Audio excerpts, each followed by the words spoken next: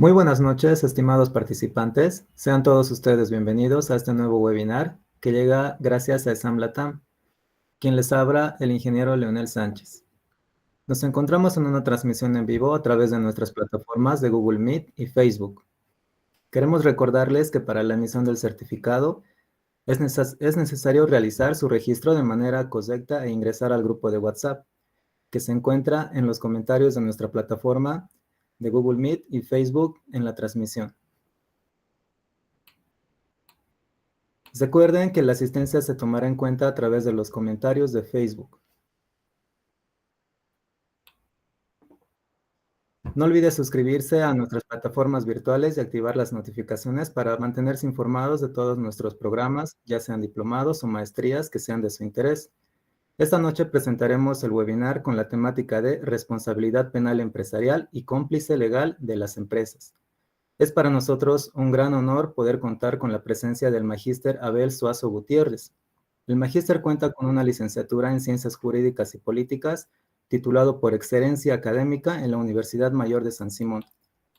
Cuenta con los posgrados en Maestría en Derecho Constitucional, titulado con mención honorífica, diplomado en Docencia Universitaria, diplomado en Derecho Internacional, diplomado en Derecho Procesal Civil, diplomado en Argumentación Jurídica y Litigación Jurídica. También como dato importante, es importante señalar que es autor del libro Ley Interpretativa, la voluntad del legislador histórico. También es coautor de los libros Estado Constitucional y Justicia Constitucional en el siglo XXI y Seguridad Ciudadana, propuesta de Cochabamba al Congreso Nacional. Ahora sí, damos la bienvenida a nuestro disertante de esta noche. Mucho gusto, Magíster Abel Suazo Gutiérrez. Sea usted bienvenido a la sala. Adelante, por favor. Gracias, querido Fabio. Muy buenas noches a todos los presentes. Un gusto para mí estar en este webinar y gracias por la concurrencia, la asistencia a este programa presentado que tiene como una intención, por una parte, exponer uno de los temas de mayor impacto que hoy está viniendo a constituirse en la legislación desde lo que es el derecho penal económico, y que nuestra legislación boliviana ha ido abrazando a partir de la ley 1390 y que sin duda trae consigo toda una serie de nuevos paradigmas de lo que es la doctrina penal, la aplicación del procedimiento penal y principios que están orientados a la determinación también de la persona jurídica como sujeto de responsabilidad penal en hechos que vayan a afectar o provocar un daño al patrimonio o económico al Estado. Y claro, esto fortalece en una parte muy importante la lucha contra la corrupción a fin de precautelar los intereses del Estado y además trae consigo una nueva política criminal como es la justicia restaurativa, que va a dar nuevos paradigmas, nuevos enfoques que aseguren que el derecho penal tiene que ser más humanizado y que asegure lo que todos los bolivianos y bolivianas quieren en los procesos penales, es la recuperación efectiva del daño económico que se le provoca al erario nacional. Y claro, el segundo motivo importante es que ustedes puedan motivarse en cursar la oferta de cursos que realiza ESAM Latam con el convenio con la Universidad Nacional Siglo XX y que puedan ingresar a este proceso tan importante de formación académica y ustedes puedan también conocer una parte de los programas que se están desarrollando, la cualidad de mis colegas docentes que son parte también del equipo profesional, con la experiencia técnica, académica, profesional y claro, con la capacidad de la metodología de la docencia del siglo XXI que nos permite encarar estas grandes transformaciones académicas, necesidades, y que ustedes logren asimilar esos conocimientos en su formación académica, en su formación profesional, y sobre todo puedan servirles un título de grado académico que sin duda hoy en día se convierte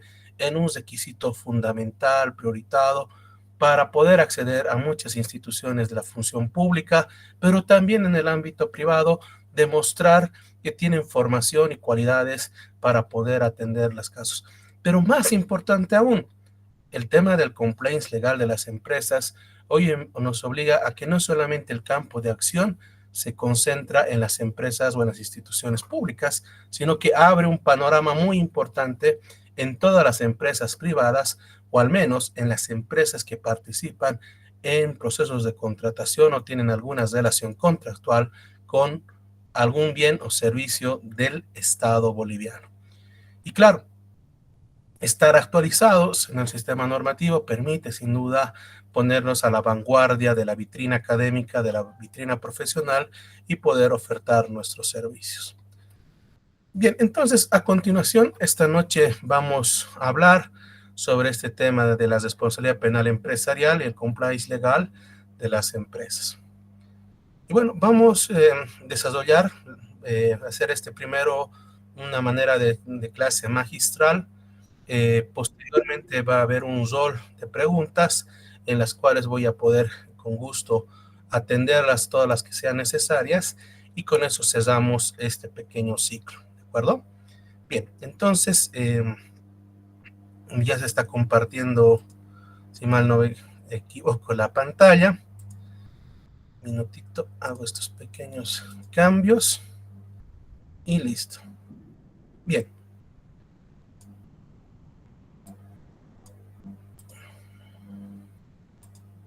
Bien, me confirman que se esté viendo, por favor. ¿No ve? Se debe estar viendo. Es que tenemos. Bien. Sí, licencia, se ve. Sí, se ve. Perfecto. Bien. Bueno, el índice temático de lo que vamos a abordar ahora va a ser, vamos a partir por el programa penal de la Constitución Económica, porque de esa manera vamos a comprender cómo surge este fenómeno de la responsabilidad penal jurídica. Luego vamos a hablar un poco del paradigma del derecho penal económico y cómo eso va a servir la base teórica y el sustento fundamental para poder ya mirar hacia la responsabilidad penal de la persona jurídica. Y claro, ahí es el punto neurálgico porque esa teoría doctrinalmente va a ir rompiendo los esquemas clásicos, o al menos los que nos han enseñado en nuestra formación universitaria en los últimos 200 años. Vamos en vincular esta temática, que si bien es un marco del derecho penal económico de manera amplia, lo vamos a ver que en Bolivia se ha desarrollado en el punto de la lucha contra la corrupción con la ley 1390 de fortalecimiento de lucha contra la corrupción. Y claro, en esa ley establece una cualidad, es el tema del atenuante de la responsabilidad penal de las empresas. ¿Y cómo logramos aquello? A través de que las empresas primero se conviertan en personas activas y colaboren en el proceso de investigación penal, y segundo, también tengan lo que se llama las buenas prácticas o las prácticas anticorrupción, para que de esa manera se pueda asegurar que las empresas no estaban involucradas en la afectación de los intereses y el patrimonio del Estado. Y bueno, como se trata de un webinar orientado a uno de los programas de titulación de grados académicos, diplomado, maestría, vamos a poner rápidamente algunas líneas de investigación para que ustedes vean que además de este pequeño webinar existe una pluralidad de líneas académicas en los cuales ustedes pueden motivarse a poder continuar su formación académica para su titulación vía diplomado, a través de la monografía, a través de la maestría, a través de la tesis, que les permita saber que sí existe mucho material académico para que ustedes puedan motivarse en esta temática. ¿Ok? Entonces, comenzamos con lo que es el programa penal de la Constitución Económica. Y bueno, espero que este nombre les impacte, espero que este nombre les llame a muchos la atención. Y ahorita todos estén preguntándose, ¿qué es esto? ¿De dónde viene el programa penal de la Constitución? ¿Constitución Económica? ¿Qué es esto? ¿No? Y claro, aquí vamos a ir rompiendo uno de los primeros paradigmas que va a ir a generar esta situación, porque prácticamente tenemos que entrar a hablar de la Constitución Económica. ¿Qué es la Constitución Económica? Y resulta que le va a hacer aquel resultado de esas constituciones a través de un proceso histórico, de una situación política, social que han tenido en el pasado, han observado que han existido conductas sociales que en su momento fueron consideradas lesivas a la economía del país y que lamentablemente los estados con la debilidad institucional no podían conseguir nada con respecto a la recuperación efectiva de ese daño económico. Es decir, el corrupto se iba feliz a su casa. El corrupto robaba sin tener miedo porque no había la norma que le podía exigir. Y se exigía, esa ley era muy débil, era muy maleable, podía cambiarse. Entonces va a empezar a desarrollarse en las escuelas de Alemania, España, la noción de que la Constitución no solamente es el reservorio de la consignación de propuestas que hacen al diseño político de un país. La Constitución, si bien comenzó con la Constitución post-Revolución Francesa a ser una constitución liberal a través de diseñar las organizaciones del poder político y la relación del ciudadano y los derechos civiles y políticos y luego los económicos sociales, pues con la evolución de la sociedad, la evolución del sistema de los estados, también ha evolucionado los sistemas económicos. Entonces, no solamente debe consignarse la parte política, sino también la organización económica de un país. Y esa organización económica del país justamente va a obedecer a que el Estado se blinde, se proteja desde el ámbito constitucional, de que los actos de bienes jurídicos se tienen que proteger porque se han conformado bienes jurídicos desde la Constitución. Y claro, esto no nos sorprende porque si revisamos vuestra constitución boliviana, nuestra constitución es parte de eso.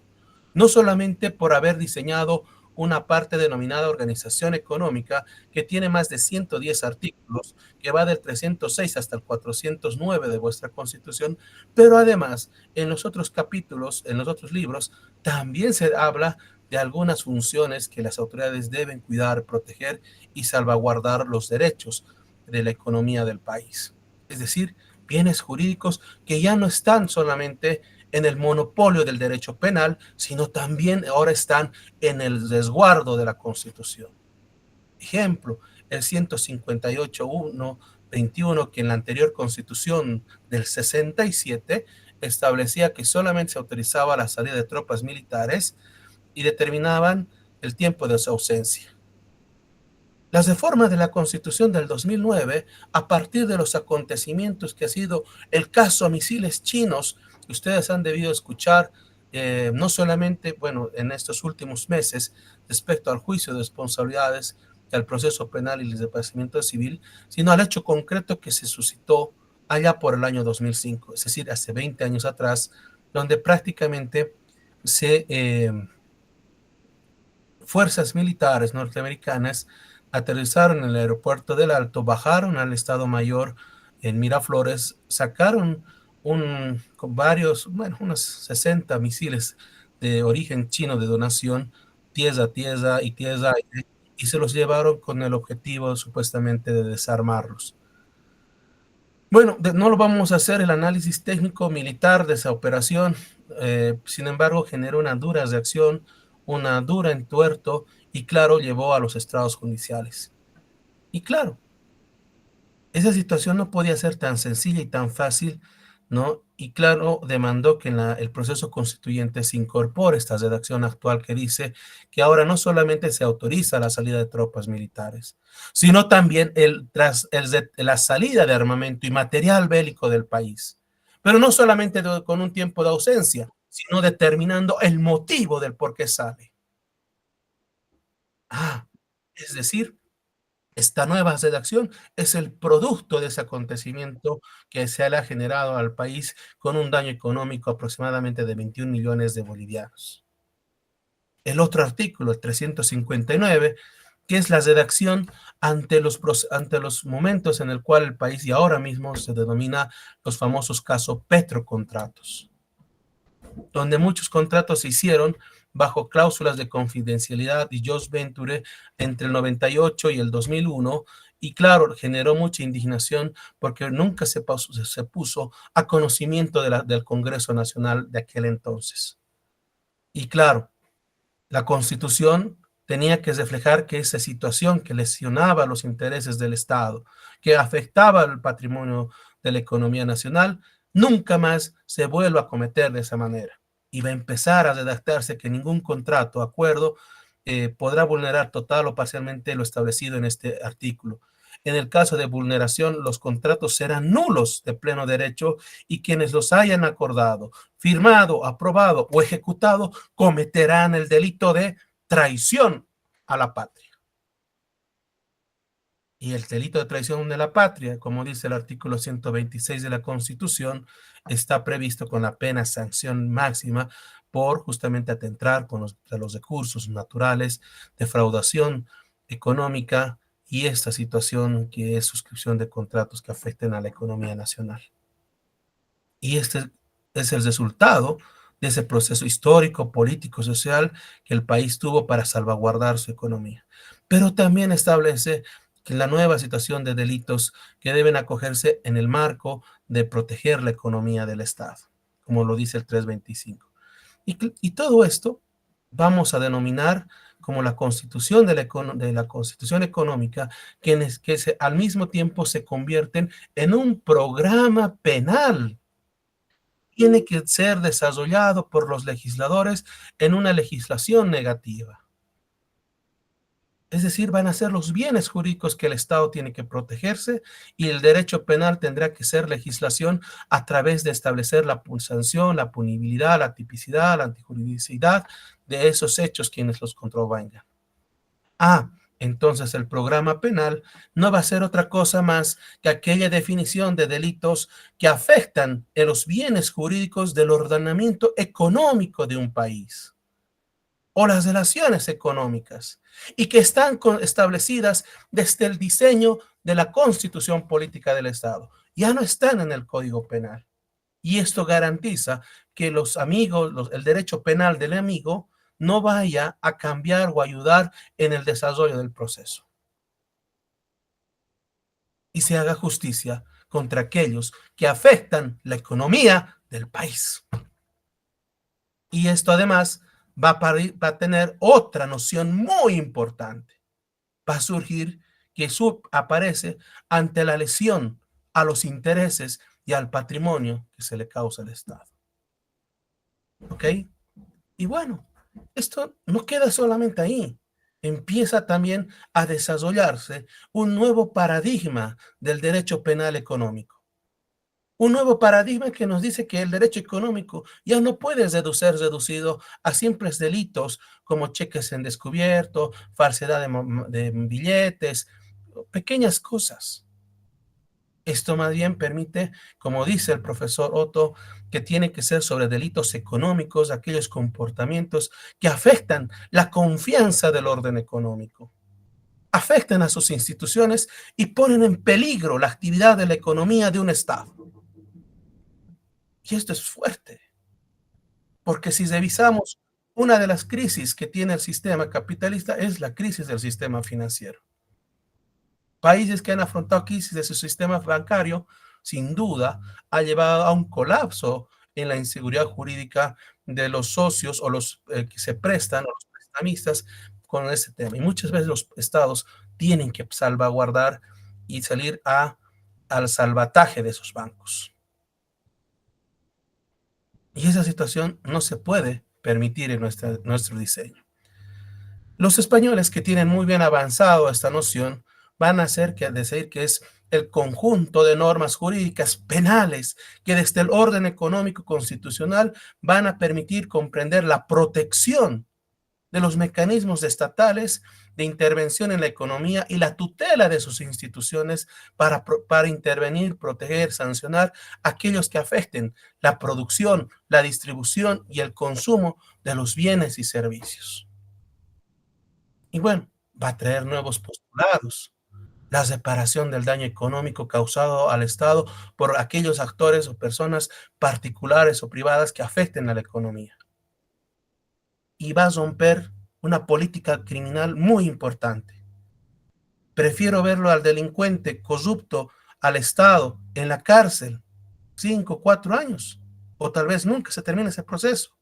O prefiero recuperar efectivamente el dinero que se le ha afectado al país.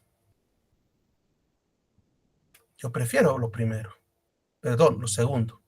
Prefiero lo segundo, la recuperación del daño económico. Antes que el que está en la cárcel venda, haga desaparecer los bienes que ha obtenido y el Estado nunca recupere ese dinero que podía servir para escuelas, caminos, desarrollo, industria, servicios, salud. A mí me necesito de esa plata. Otro de los temas es que hay un nuevo cambio del mecanismo judicial de la proporcionalidad con relación a la reparación del hecho causado. Es decir, tengo que empezar a ver que el derecho penal económico ya no puede estar concentrado en el corpus juris del Código Penal. Tiene que estar disperso de acuerdo a la subespecialidad que tiene a bien proteger. Es decir, si voy a hablar de un sistema financiero, tengo que hablar de sus delitos financieros. Quiero hacer delitos mineros, perfecto. Tengo que desarrollar la legislación penal. Entonces empiezo a conocer una subespecialidad de recuperación a partir del conocimiento integral de lo que quiere el legislador sancionar y no irme solamente al tipo penal. Tercer elemento, imputación objetiva, para asegurar si voy a una persecución penal en el Ministerio Público. Ya no va la teoría subjetiva, ya no va esa denuncia que yo coso y lo dejo al fiscal y pensando que hay un fiscal Hércules que el que sabe todo lo hace todo, cuando no le damos ni siquiera las condiciones multidisciplinarias para hacer. Y claro, hay una prolongación muy distante en la investigación, porque vamos con esa noción de la imputación subjetiva, cuando debemos ir con las nociones de la imputación objetiva, estableciendo principalmente el daño económico. Y eso lo podemos obtener desde la misma institución afectada. Colaboración efectiva de las instituciones a la institución víctima, es decir, que intervengan otras instituciones, que intervenga la misma empresa o institución que ha sido parte de esta comisión si cree que es inocente y que participe en otras instituciones de acuerdo a la proporcionalidad del daño económico que se le causa. Refuerza el pensamiento de la última alternativa o la última ratio como mecanismo para activar este proceso. Es decir, la acción penal pública solo se activa cuando existe o estamos frente a una organización criminal que un jefe de transparencia, una unidad jurídica o un auditor no va a poder frenar o no va a poder asegurar la recuperación del daño económico. Entonces necesitamos un mayor refuerzo del Estado. Y ahí recién acudir a esa vía penal. Pero además, poder buscar medios alternos, la responsabilidad por la función civil, el contencioso administrativo, el contencioso para la recuperación del daño económico que se le hace al Estado. El principio de lesividad, es decir, que de acuerdo a la lesividad yo debo tener un sistema de proporcionalidad de las penas. Yo no le puedo procesar a uno que ha realizado una conducta antieconómica de 3 años, cuyo daño económico es de 3 millones, que a uno que por un contrato con daño económico, lo que ha hecho por un daño de 100 millones de dólares, yo le quiera dar 3 años. ¿Es proporcional? ¿Es lógico? El uno la misma pena por 3 millones, el otro por la misma pena por 100 millones. ¿Es racional aquello? Más bien que en los delitos financieros, la apropiación indebida de dineros del sistema financiero tiene una sanción más fuerte que la apropiación indebida que está en el Código Penal. Principio de proporcionalidad es la pena. Es decir, que de acuerdo a la lesividad del Estado, yo debo asignar una gradualidad de penas. No puedo considerarla como tales. Mayor intervención en delitos, en aquellos delitos que son considerados graves. Es decir, intervenga la Fiscalía, pero además la Procuraduría General del Estado, la Unidad de Transparencia del Ministerio de Justicia. ¿Para qué? Porque estamos frente a una organización criminal. Y para eso, la suma, 7 millones de bolivianos. Y el punto más importante, justicia restaurativa. Me interesa más recuperar el dinero del Estado que estar en un litigio interminable de 20, 30 años y muchas veces sin lograr recuperar nada y que las penas se extingan.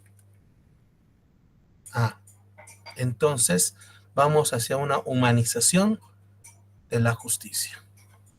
Y claro, estos principios nos llevan a reforzar dentro del programa penal del Estado a diseñar que no solamente que se concentre en delitos de corrupción, sino en todas aquellas partes del derecho donde hay una afectación a la economía, delitos de mercaderías, contra el trabajo, lavado de dinero, delitos aduaneros, publicidad engañosa, delitos monetarios, financieros, de corrupción, etcétera. ¿Sí? Y bueno, todo esto va a ir ver a que nosotros vayamos a desarrollar entonces detrás de todos estos delitos, ¿quiénes están? En la mayoría de estos delitos en los cuales el Estado contrata o realiza, siempre está una empresa. Las formas de estos delitos es que ha cambiado el tema del sujeto. Y eso vamos a estudiar para comprender la responsabilidad de la persona jurídica a partir del estudio de la criminalidad empresarial. ¿Cómo funciona este modus operandi? Para entender de por qué ha surgido la necesidad de que la persona jurídica sea responsable, desempolvando el pensamiento clásico penal de más de 500 años. ¿Ok? Y aquí, en estos delitos económicos, el sujeto del delito siempre hemos pensado que era una persona natural. El representante de la empresa, el funcionario de la empresa, pero en el fondo es la persona jurídica. Es esa empresa, esa asociación accidental, esa SRL, SSA, que tiene toda una estructura organizacional, empresarial, que prácticamente oculta, tapa, invisibiliza a los que son o a los que están detrás de la empresa, a las personas naturales y los propósitos que tienen aquella.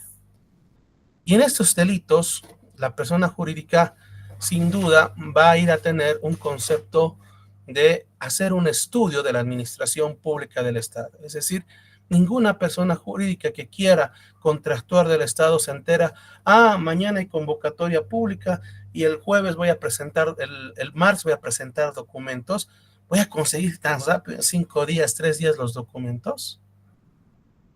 No, esto quiere decir que esta persona jurídica ya conocía, ya sabía del programa anual de contrataciones, ya sabía más antes qué procesos de contratación, qué planificación tenía la empresa donde pretende generarle un daño económico.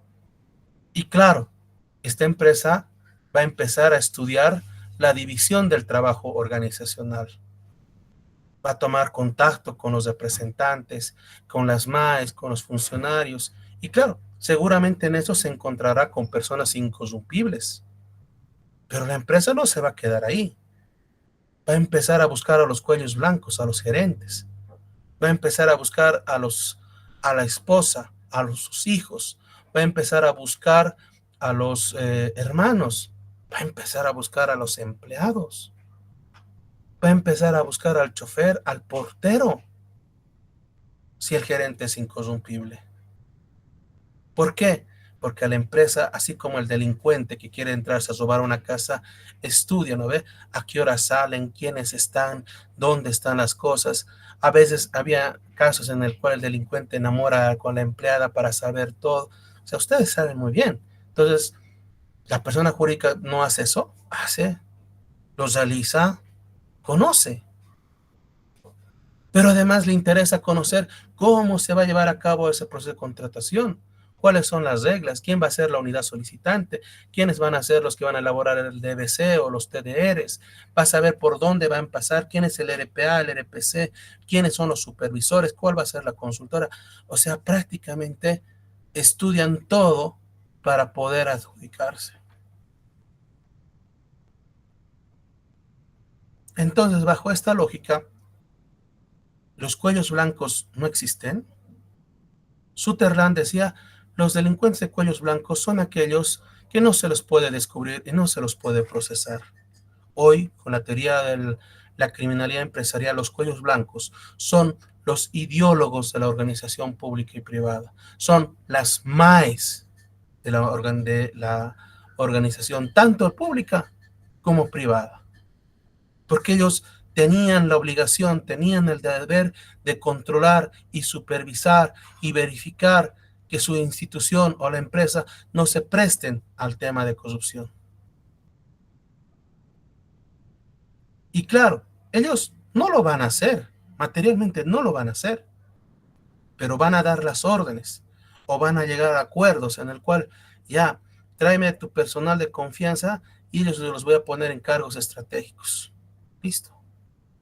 Es ahí donde va a aparecer, como dice la escuela de Washington, de Chicago, de Manhattan, perdón, los cuellos azules, porque los funcionarios allá llevan la camisa blanca y el cuello azul, que son los ejecutores fungibles que van a operar con la omisión o la acción dentro de la administración pública.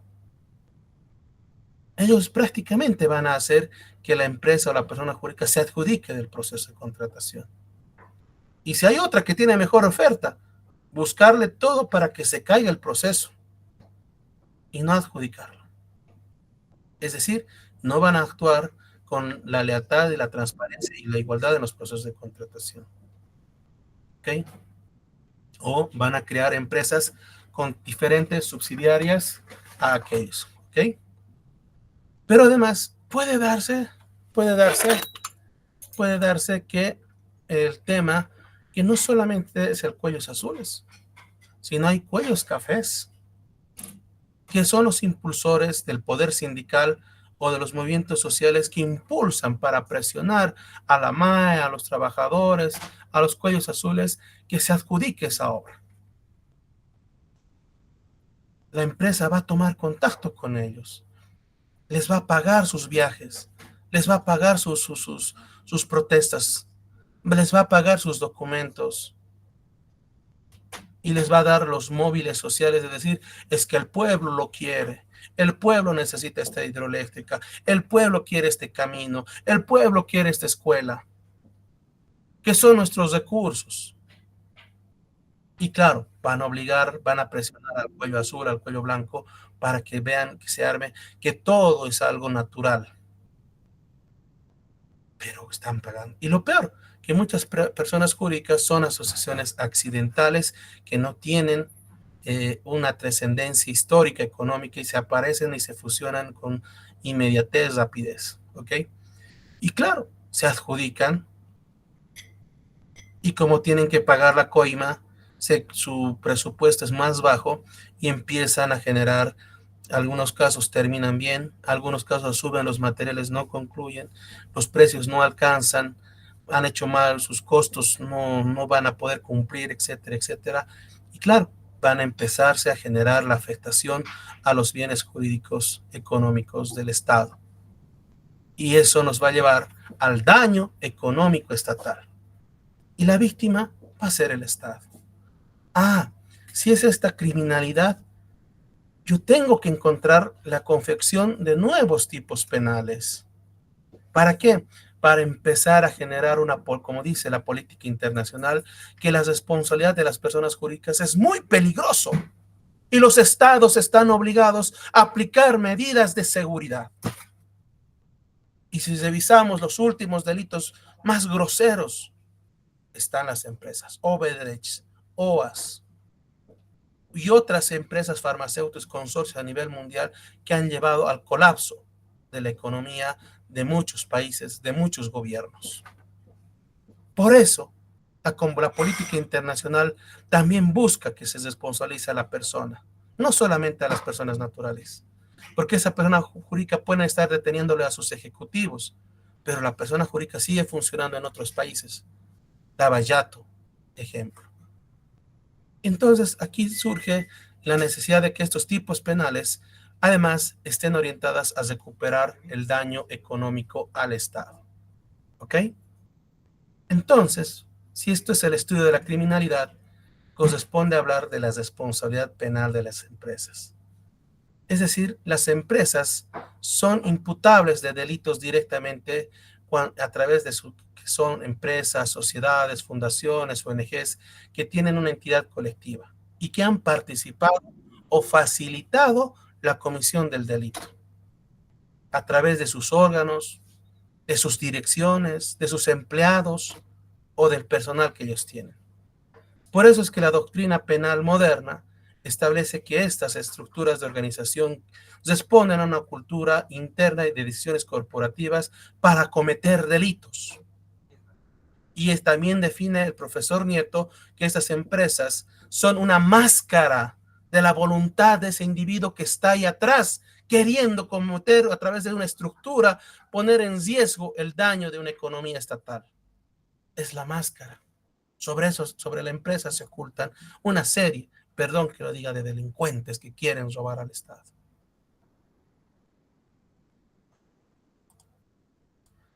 Y esto hace que existan los fundamentos. La autonomía funcional de la empresa no es solo ficción legal, es una unidad de poder económico, organizado, con capacidad real de decisión.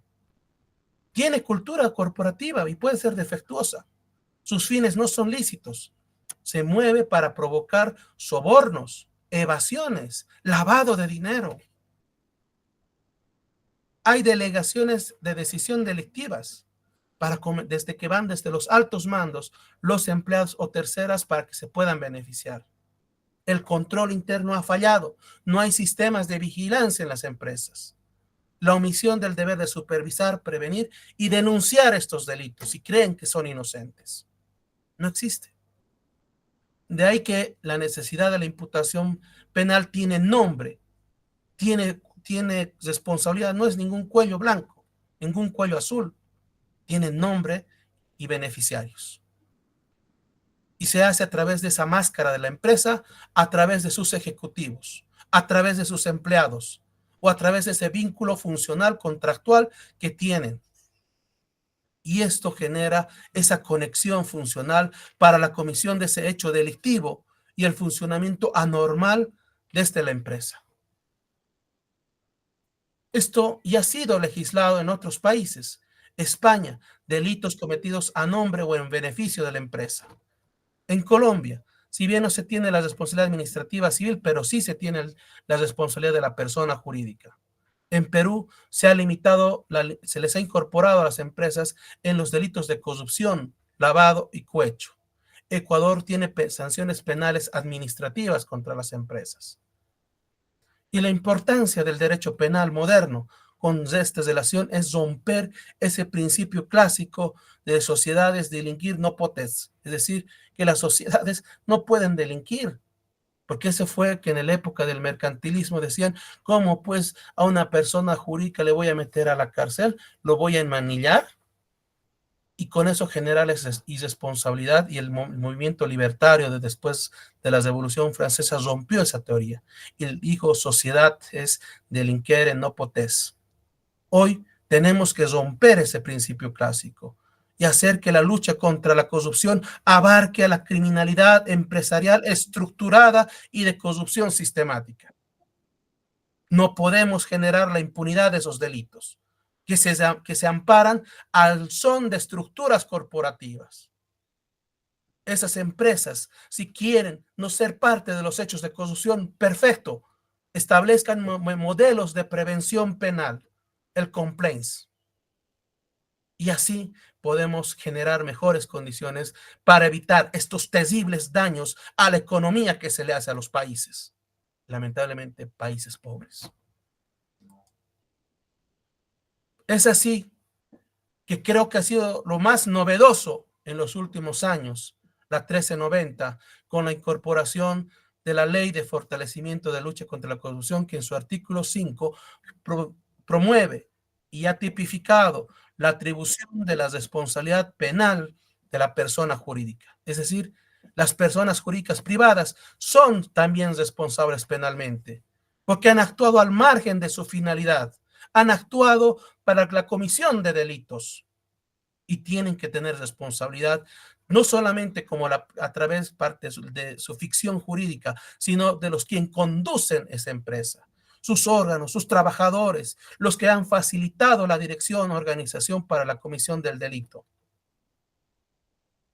Pero además ir generando que esa responsabilidad penal a través de la 1390 busca establecer beneficio e interés cuando los hechos punibles hayan sido cometidos en beneficio o intereses de la persona. Busca sancionar ese objeto ilegal, que la persona que no está cumpliendo sus fines lícitos y está para cometer los ilícitos penales de corrupción y vinculados. Y esos muchas veces se encuentran prácticamente en la responsabilidad natural de cada uno de sus funcionarios. ¿Ok? Y esos van a estar, como dicen las disposiciones del artículo 23 de nuestra legislación, y 26 van a ser por los delitos de legitimación de ganancias ilícitas, enriquecimiento ilícito, cohecho activo, contratos lesivos, incumplimiento de contratos, conformación de sociedades o asociaciones ficticias o simuladas. Y claro, las sanciones, la pérdida de la personería jurídica, las sanciones económicas, las sanciones prohibitivas, separativas, de acuerdo a la lesividad que van a causar.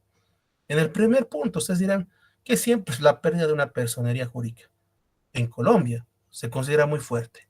El ejemplo, como uno dice los profesores, imagínense que a la Coca-Cola que se le pesque en un delito de corrupción con el Estado, se le quita la persona jurídica para poder vender Coca-Cola en Colombia. ¿Y cuántos millones va a perder Coca-Cola y su directivo mundial por haberse prestado a esos temas? Por eso es que la Coca-Cola jamás se va a prestar a un proceso de licitación, nada con el Estado por evitarse esas prácticas. Porque perder la personería jurídica o de una empresa de automóviles, Toyota, Incruz, que no vende en un país, o una marca deportiva, Nike, eso es terrible, es muy terrible. ¿Ok? Y otros que van con el tema del decomiso o la implementación de medidas de prevención. ¿Sí? Ahora, nuestra legislación ha generado circunstancias atenuantes y agravantes. En cuanto a los atenuantes, prácticamente es cuando las empresas van a ir a denunciar el ilícito penal, van a colaborar con la investigación, van a brindar información útil y sobre todo van a proceder a denunciar, a separar la disminución del daño económico que se le causa al Estado. Y claro, aquí vamos a ir viendo quién es el cómplice legal. Es el cómplice legal en español, en francés, cómplice legal, ¿no? Y bueno, no solamente se involucra a los directores o a los trabajadores, sino al abogado corporativo, al auditor externo, al contador interno, al notario, ¿sí? Al funcionario de bancas, finanzas, quienes de una u otra manera, con sus acciones u omisiones, van entrando en complicidad ilegal para asegurar el éxito de esa empresa, pueda generar lavado de dinero, enriquecimiento ilícito, adjudicarse contratos. O sea, ellos actúan de esa manera. No hay aquí delitos de cuello blanco, o el cuello blanco no sé qué estará haciendo mi abogado de la institución. Yo no sabía que mi auditor estaba haciendo doble contabilidad. Yo no sabía que había un lavado de dinero en mi empresa. Oye, eso sería absurdo, no saber qué pasa en su institución. Y sus funcionarios, ningún trabajador de esa empresa va a hacer eso sabiendo que es una empresa privada. No lo va a hacer. Y si lo hace, es porque la MAE la ha contratado para eso, o el empresario la ha contratado para eso. Por eso se los dice cómplices legales. Se los legaliza para que cometan todos esos ilícitos.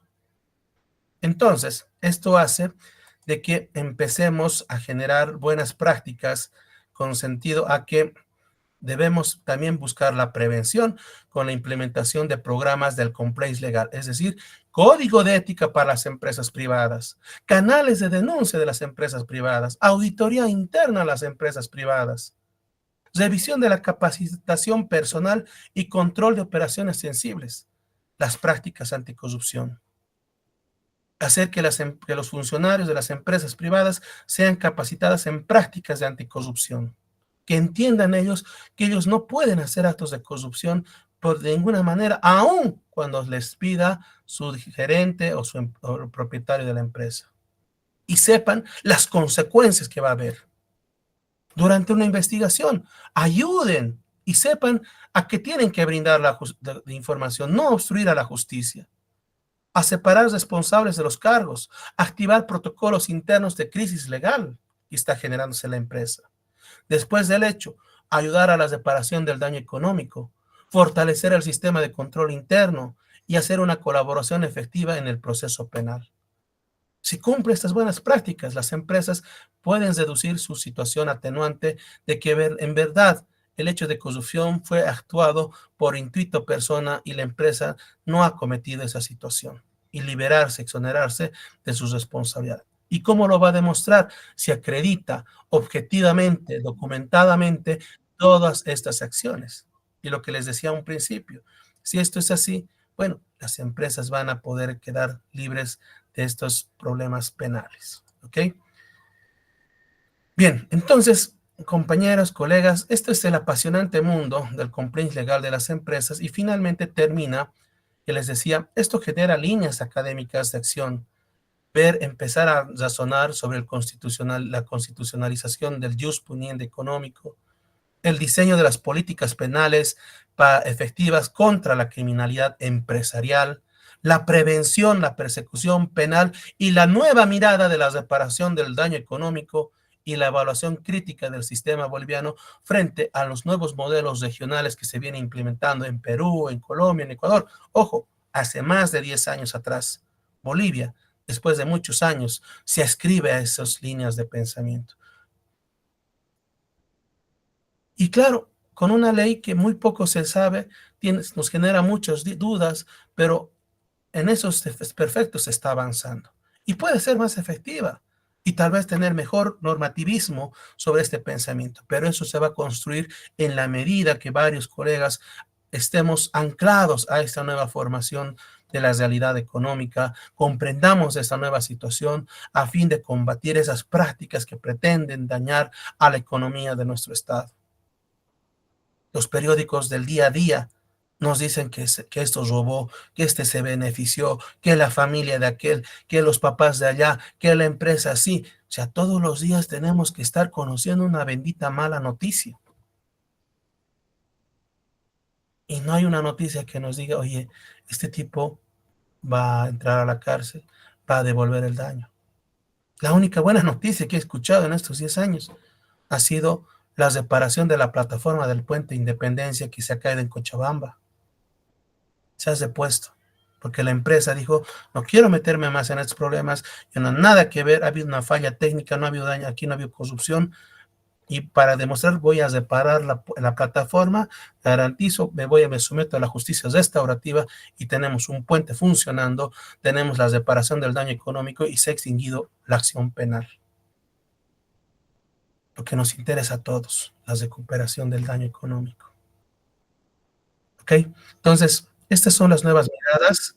Y bueno, con eso concluyo en esta jornada de Wimar. Espero que les haya gustado esta disertación y les motive a ustedes en su formación profesional, en su formación investigativa, en su formación académica, estos nuevos enfoques que trae consigo la responsabilidad penal del empresarial y el compliance legal en las empresas en nuestro sistema jurídico boliviano. Muchas gracias. Bien, voy a responder 3 preguntitas. Por favor, los que desean hacerlo, tal vez si pueden ir levantando la mano. Muchas gracias.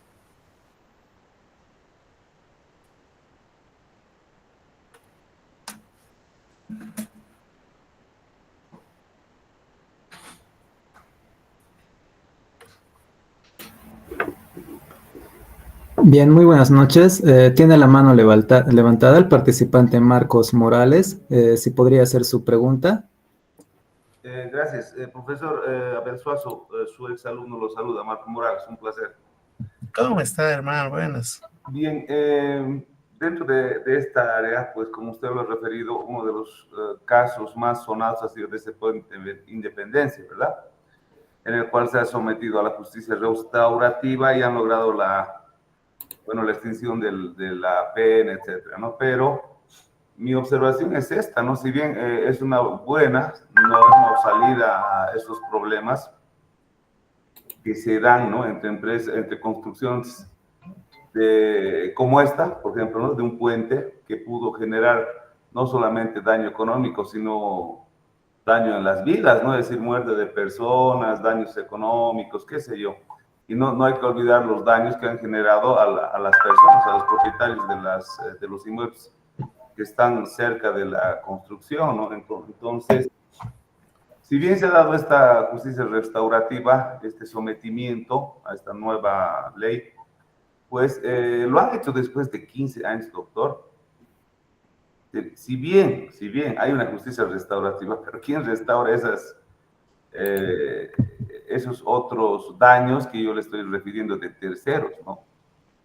Entonces, yo he estado presente en ese proceso, de oyente, por supuesto, pero al final, el daño de 15 años, doctor, imagínense el perjuicio para la ciudadanía cochabambina, ¿no? Entonces, eso no se toma en cuenta, o bueno, yo no lo he visto que tome muy en cuenta esa situación. Gracias. A ti, Marco. Claro, es que ahí ya no estamos hablando de responsabilidad al Estado, ¿no ve? Estamos hablando de responsabilidad a particulares, responsabilidad civil. Y claro, ahora, como ya se ha determinado esas situaciones, bueno, los civiles, los afectados también deben tal vez iniciar alguna acción de indemnización, daño civil por las afectaciones que han sufrido y demostrarlo en un proceso ordinario, ¿no? Para que ahí obviamente se genere esa reparación que haya tenido, ¿no? Y claro, este proceso penal tiene esa duración y claro, años también ha durado el proceso de negociación de justicia restaurativa, pero bueno, al final se ha logrado tener porque lo peor era que el juicio principal todavía sigue abierto y está en fase de lo que es el tema de apelación. El exalcalde ha dicho, no me voy a someter a justicia restaurativa, estoy en apelación. ¿Cuándo se resolverá su apelación? Luego casación, luego el amparo. Estamos hablando de otros 10 años. ¿Qué hubiera sido el tiempo que hubiera durado este proceso si no se cogía ese tema? Entonces ahí hay que ir viendo esos otros aspectos de la responsabilidad y de la indemnización y el daño civil a particulares, pero eso ya no entra en la esfera de la responsabilidad al Estado. ¿Ok? Muchas gracias, querido Doc. ¿Alguien más, tal vez?